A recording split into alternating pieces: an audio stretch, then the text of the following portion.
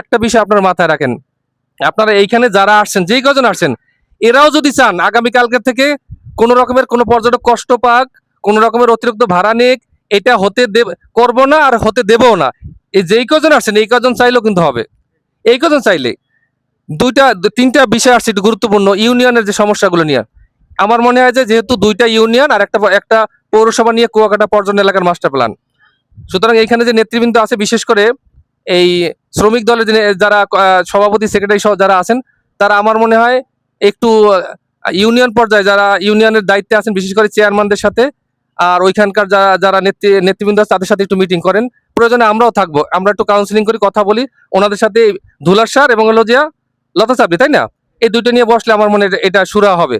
আর দ্বিতীয়ত হলো যে যেহেতু অপারেটিংটা হয় কুয়াকাটা পর্যটন, কুয়াকাটা পৌরসভা, এটার একটা নিয়ম শৃঙ্খলার ভিতরে অবশ্যই থাকতে হবে। আমি যতটুকু জানি এই মেসেজটা আপনাদের ক্লিয়ার করি, এমপি মহোদয় ভীষণ ভীষণ এইটার বিষয় হার্ড, ভীষণ। সে চাচ্ছে এই বসা, এই যে দায়িত্ব দেওয়া, আমরা আসি আর আয়োজন করছে আজকে এই যে শ্রমিক দল, এটা কিন্তু স্পেশালি ওনার বলা যে কোনো মূল্যে হোক, যে কোনো মূল্য এটা ফিরিয়ে আনতে হবে। সেই ক্ষেত্রে কিছু নিয়ম কানুন থাকবে, সেটা আপনাদেরকে জানাবে। এরপরে প্রশিক্ষণের বিষয়টা তো বললাম, কোটির বিষয়ে যদি আমাদের কোনো সাপোর্ট লাগে, আপনাদের যত কোটি লাগে, যতজন আছেন, কোটি ছাড়া এটা হবে না। এই কারণেই আমরা যে কেউ ভুল করে ফেললে আমরা কিন্তু টুরিস্ট কিন্তু বলতে পারবে না কে, নামও বলতে পারবে না, চেহারা হয়তো চিনবে না, তাই না? কোটি নাম্বারটা দেখলে হয়তো বুঝতে পারবে।